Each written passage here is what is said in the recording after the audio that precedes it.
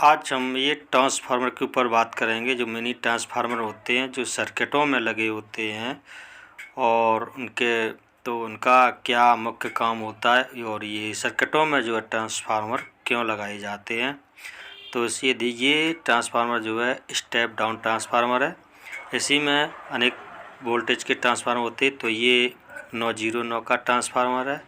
तो ये भी डिवाइजों में लगता है। तो जहाँ जैसी सप्लाई को आपको लेना होता है तो वहाँ पर उस हिसाब से ट्रांसफार्मर को लगाया जाता है और अलग अलग वोल्टेजों में ट्रांसफार्मर मार्केट में हमें देखने को मिलते हैं।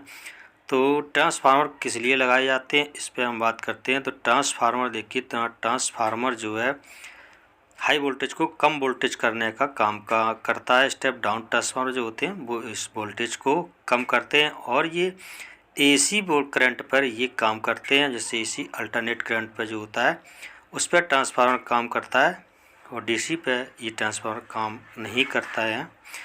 तो जैसे हमारे कोई 220 वोल्टेज की सप्लाई आ रही है तो उसमें हम वोल्टेज को कम करेंगे।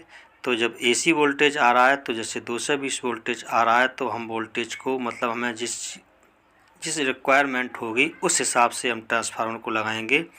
अगर हमको 12 वोल्ट के तो 12 वोल्ट का लगाएंगे। तो हम इस 9 वोल्ट के ट्रांसफार्मर के बारे में बताते हैं।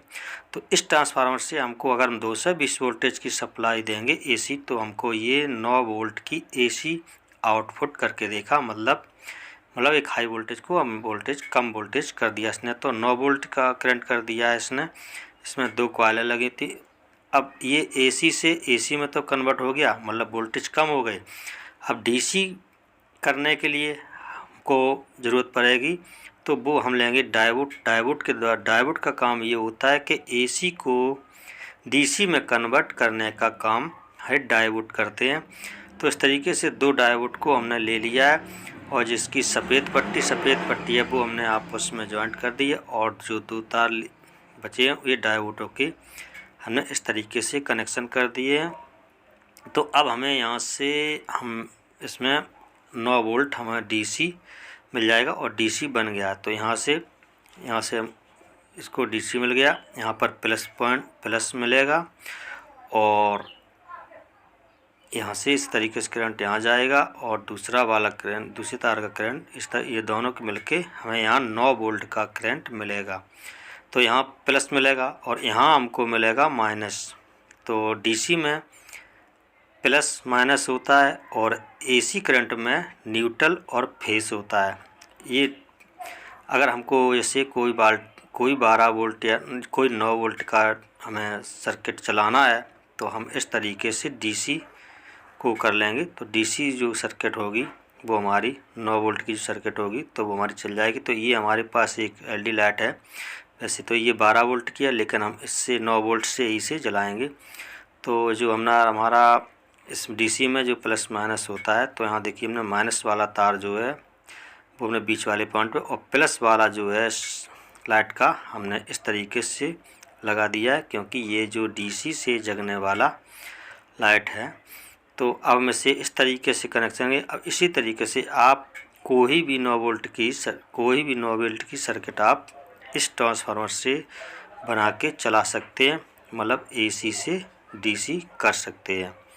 तो ट्रांसफार्मर जो है वो एसी से डीसी नहीं करता है। डीसी करने के लिए आपको डायोड लगाने पड़ते हैं तब आप जाके डीसी सर्किट बनती है। तो हमने इस तरीके से यहाँ पर एसी वाले तार जो हमारा 220 को सप्लाई देंगे यहाँ पर हम इस तारों को जॉइंट कर लेंगे और इसमें हम सप्लाई देंगे। तो हम फिर देखते हैं कि ये हमारी जो है लाइट जलती है या नहीं जलती है। तो ये तो 12 वोल्ट की लाइट है और 2.4 एम्पियर ये लोड लेगी। तो इस तरीके से आप एक एसी को डीसी में कन्वर्ट कर सकते हैं। और अब हम इसको जला के देखेंगे कि ये हमारी जो है लाइट जलती है या नहीं जलती है। तो इस तरीके से आप कोई वोल्टेज को ट्रांसफार्मर के द्वारा कम करेंगे तो ये बहुत अच्छा वर्क भी करेगा, अच्छा काम भी करेगा और ख़राब होने के चांस बहुत कम रहेंगे। तो इस तरह कोई सा ट्रांसफार्मर हो इसी तरीके से आप कनेक्शन करेंगे, चाहे बड़ा हो चाहे छोटा हो। तो ये इस तरीके से हमने इनके कनेक्शन किए हैं। जिसमें 5 तार ट्रांसफार्मर हो वो उसका इसी तरीके से कनेक्शन आप करके और डीसी में कन्वर्ट कर सकते हैं और उसको आप उपयोग में ले सकते हैं।